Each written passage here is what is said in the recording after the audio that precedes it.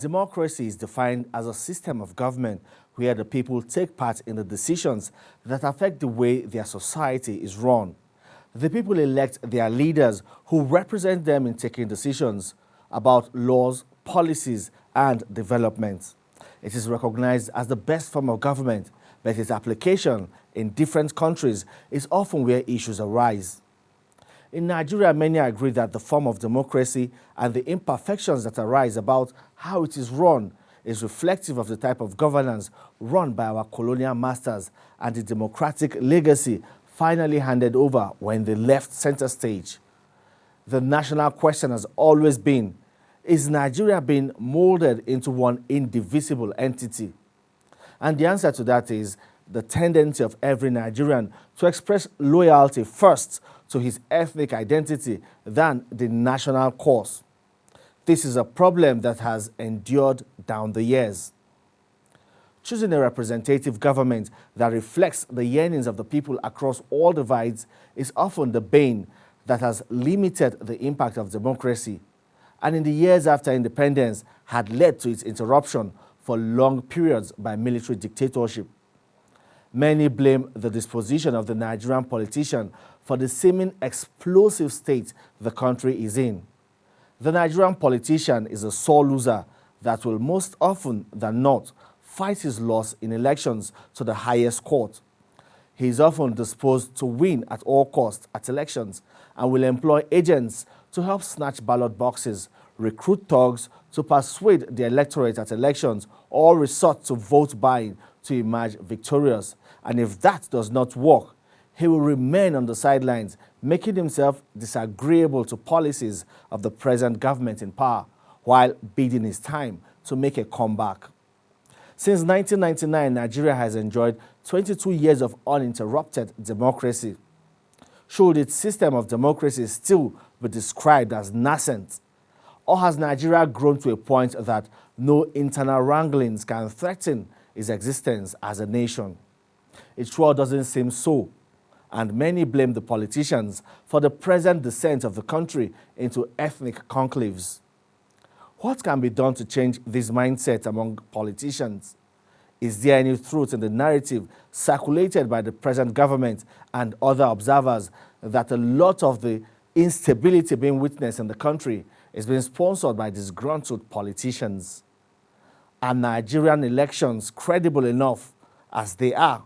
Or should the country's electoral body introduce more measures that will make the process of choosing leaders more representative? These are questions we will consider going forward in this program. This is Politics on Sunday. I am Femi Akonde.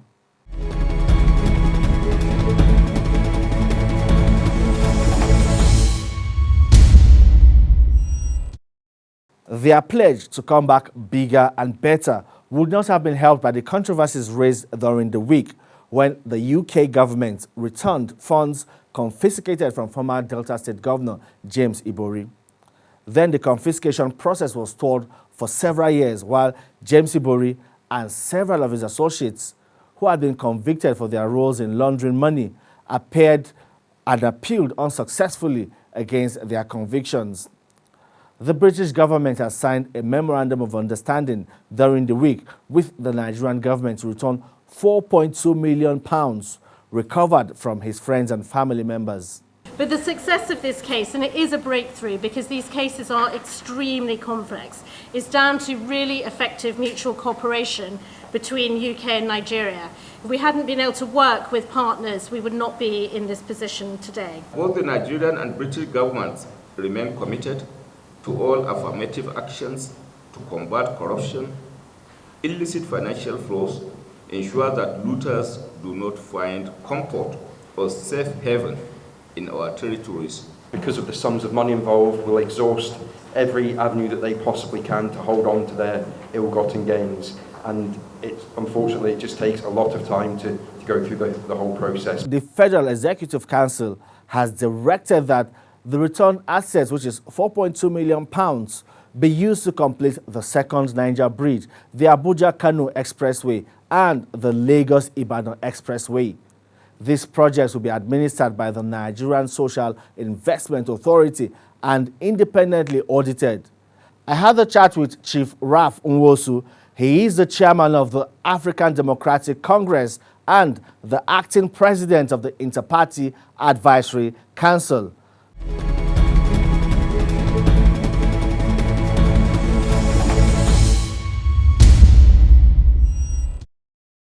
Welcome to the program, sir. Thank you very much for me. Over the years, since 1999, when Nigeria started its democracy, we've had elections come and go. We've seen different elected leaders come on board. But why does it seem as if the electoral process is slow in evolving? We hardly have any election that can be said to be credible, free, and fair. I often associate this to the culture in place. You know, we moved from being in a military system to the democracy that we now practice. And our people's attitude towards power, position, government issues, being in government, the culture around it is so bizarre. And unfortunately, the persons that we struggled to, some of the persons we struggled with to get the military to return government to democracy, who have come into power, don't seem to be showing the example that is needed, which is unfortunate. When we were doing this struggle, frankly, you know, as a young man who came back from the US in 1983, and I witnessed the military take power from a democratically elected government, it was painful to me. So I positioned myself that this must not happen again. And from that time, we started working up the political process until it took a long time. And some of the persons who work with us, when they don't remember what we went through, when they don't remember the torture, the sleepless nights, that some people even died. MKO Abiola was sacrificed. My good friend and leader and mentor, General Yaradua, was also sacrificed in pursuing this democratic process. Unfortunately, some of our guys who were leaders of Pronaco, Nadeco, and so on, who happened to have succeeded in being in government, they are not living up to expectation, and it's unfortunate. So in essence, you're saying that a lot of them are not true Democrats, they are just opportunists. Yes, we'll come to, as a matter of fact, recently, people like me find it difficult to say our political elites. People, some individuals have corrected me, political elites, you're talking about political opportunists. And that's all we seem to have.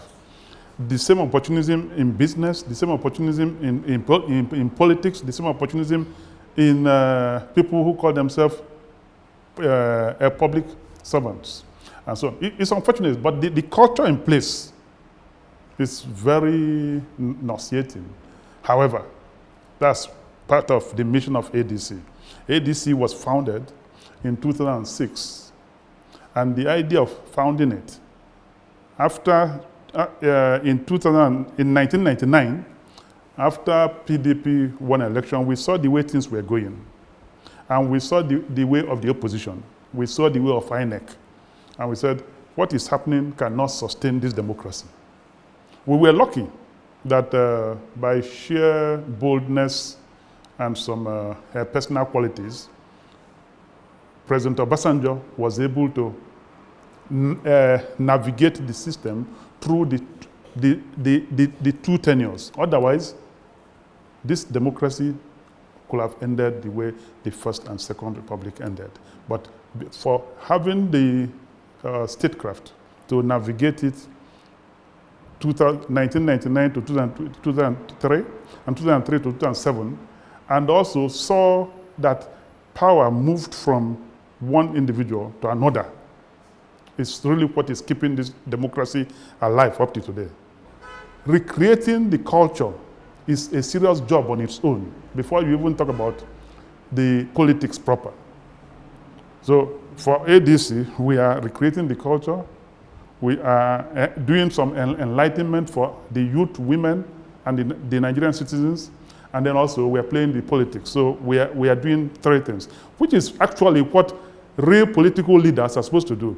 When people are in politics, they aspire to become statesmen, people who live their life for the state, for the people, not to become rich billionaires overnight. Unfortunately, you can see, you get elected in Nigeria today, the next day, you become the richest.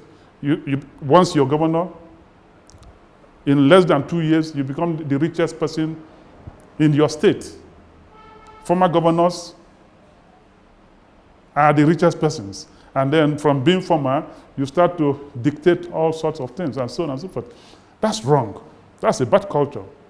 And such an influence, if we allow it to continue, will destroy democracy and destroy the country. So why we are where we are is because of the culture in place, which ADC is doing deliberate things to checkmate. Okay, there's this saying that the sky is wide enough for all birds to fly. But when you look at Nigeria's political party system or Nigeria's politics, that doesn't seem to be the case. We've had basically 2 dominant parties since 1999. There was a time we had 3, but now it's like 2. Other opposition parties, smaller parties are just maybe not there. And even when you look at politicians, either they're in PDP today, APC tomorrow, PDP today, APC tomorrow. For other parties, it seems like the space is not just get there. You see, 20 years in the life of a nation is like nothing. But at the same time, 20 years is a good learning time. What we need to do now is to take stock. And it's the fact that PDP and APC, maybe you can say, have dominated the scene for the last 20 years, doesn't mean that they have come to stay, because 20 years is nothing. The way our democracy has gone so far, we are going to take it for another 200 years, and so on. So in another 5, there's nothing to say that from the way they've performed, that PDP and APC will become the dominant party in even another 4 years or 8 years.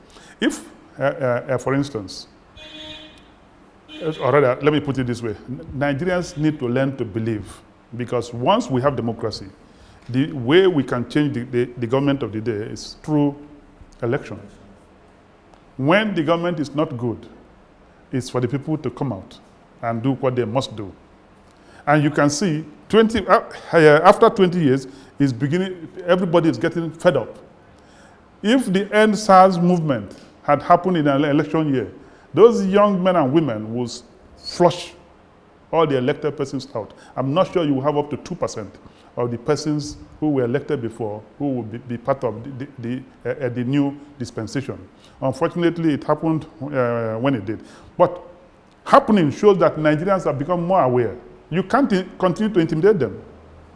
So the party that we have constructed now is getting to a ripe stage. It's getting to the stage where people will now discover, oh, these guys have the foresight. They have readied our platform for all well-thinking Nigerians. So you will see by what will happen by this next election.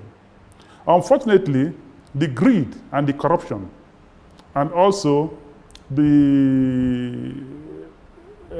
some of the security agencies and from police to intelligence and everything, they feel that they are beholden to whomever is the president. But no, Nigerians need to learn that your salary is coming from the Nigerian people. When we get to know this, because why will the police or the military go to shoot their fellow Nigerians who are demonstrating from the bad things that are happening in the country? which, if it's addressed, it will affect almost everybody, including the military officer, the police officer, and everybody, and so on. But somehow, they feel that, oh, the person in the villa owns the country. The person in the villa pays my salary. The person in the villa gave me the job. No. The people of Nigeria, the citizens of Nigeria, gave the person in the villa the job to serve them.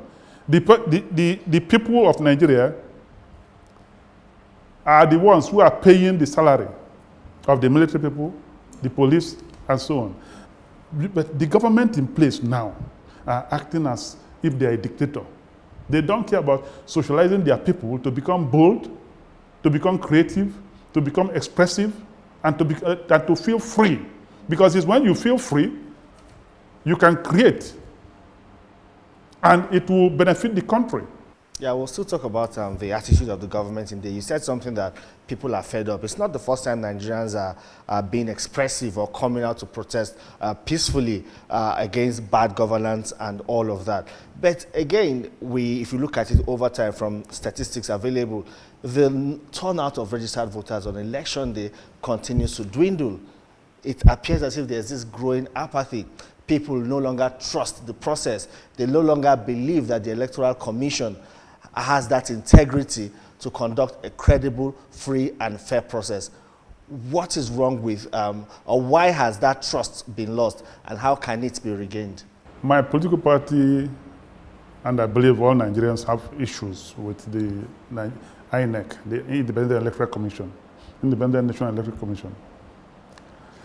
They have never lived up to expectation. You know, almost every year before the election year, you see a bloated budget. Public service is not about budget, bloating the budget and wanting to do this and so. When this, during 1991, 1992, 1993, Nigerians stood on the line to dare to be counted. That was the way we voted then. People would stand on the line to be counted. And then after, I think it was by 1999, we now started the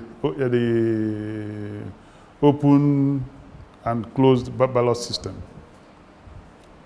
By 8 years after, he would started introducing some form of machine into the system, all to facilitate the process. Then Jagad added his own with what's the name of that machine? The card reader. All is to clean up the process. Then now the new INEC are doing their own different things and so. But each time I look at this, it's like just bloating the budget. New technology, new this and so on and so forth. Recently, they're also talking about creating new polling booths. INEC is part of the serious problem. But let me finish this point before I go to other INEC. When you talk about 120,000 polling booths, because it was that number was approved about 20 years ago or 30 years ago or something. But a lot of other improvement has been done. So to facilitate the electoral process, in terms of the systems in place and so on. The number of polling booths are more than enough. And I've called the attention recently that in the United States, more than 10 times the landmass of Nigeria, and more than 2 times the population of Nigeria, they only have 250,000 polling stations. And Nigeria is saying that 120 is not enough. 120,000 is not enough. Now, how do you police this 120 so far? You put one policeman or two policemen on at these polling stations. You will require between 120 to 250,000 policemen during election day to police all of this area. You leave the whole country vulnerable. My problem with INEC is that the kind of public service they're doing They always run an agenda which will bloat the budget, and agenda which is like they've come to serve the people in power. And when the independent electoral agency continue to act that way, we can never get our democracy right. The Electoral Act Amendment Bill will be passed before the middle of this year. Do you think this bill captures all these loopholes or gray areas that you say has slowed down the development of our electoral system? At times, people like me get very, very worried. I get worried because the persons in the National Assembly are not representing the people the way they should. Because if they are, it will be a different ballgame. 90% of what they try to do is to try to create another executive body within the legislative branch. I don't have any confidence that this National Assembly, the way they are, and the culture that exists there, will be able to pass anything that will give meaning to our democracy at this time. That's a strong indictment. Yeah. I mean, recently, you can see how the Speaker of the House of Representatives have turned the Green Chamber into a poaching field. You're poaching other legislators. Come to APC. The moment you come to APC, your sins are forgiven. Your corruption is, you are no longer corrupt. They tried to poach some ADC members recently. But we say, if they're able to poach you because because you've allowed yourself to be maligned or be blackmailed into doing things that runs foul of the integrity and the DNA of ADC, then you are now hiding. You are no longer legislating for your people. Some of them already compromised themselves in different ways. Therefore, all the time they are showing them papers. It's either you cross over, and that's what the National Assembly has now become, where crossover, look at your paper, it's not good. It's either you cross over and so on. So why will you have any faith? But you know, they actually consulted widely. They say CSO submitted papers. Political parties were asked to make their own submissions before all of these amendments can be put together and then the bill passed. Unfortunately, which is sad, the National Assembly doesn't have the addresses of 90% of the political parties in Nigeria. Very sad, very sad. And these are technically, once a political party is registered, it becomes an institution in Nigeria because it's a public trust. And the organization that is registering them is INEC. They are not registering them because they are INEC, they are registering them because they are constitutionally qualified, authorized to do the registration. But the moment you register, you've registered an institution. It's sad. Some political parties like ADC are coming along, ensuring that the resilience to ensure that a united Nigeria continues and then continue with the great culture that will eventually foster for the nation. Okay, let's switch gears a bit now to the state of the nation. For some Nigerians, it doesn't really matter if it's a democracy or it's a military regime. All they want is the security of their lives and property. And that seems to be a major challenge now. We have seen banditry, kidnapping for ransom, terrorism here and there. Has the government lost grip of things? I don't agree with you. Nigerians fought to get the military to focus on their profession. But some of them are saying what they want is a responsible government. Mm-hmm. Yes, so you can qualify that now. But yeah, we want democracy, but we want responsible people to run the system. What's happening in the country is more divided now than ever. It's unfortunate. The people in government, the commander-in-chief, what's the clear order you're giving the military? It's what you're telling them directly and what you're telling Nigerians. Is it the same? Are they in sync? Because when you are giving a different order in the room, and then you come to Nigerians and pretend to be doing something else, it is demoralizing for the entire structure within the military architecture. It's demoralizing. Most of our military men and women are not in their best state of health because of the effect of the polity. I bet you this military will defeat Boko Haram, they will defeat the banditry, and they can stand head to head with the militaries of any other part of the world. The Nigerian military of even 1980-something and 1970-something, 80-something, and 90-something are not as sophisticated as the Nigerian military I know today. But the rule in the army is that you follow the commander's order. You don't go outside the commander's order. So there's something wrong with our politics.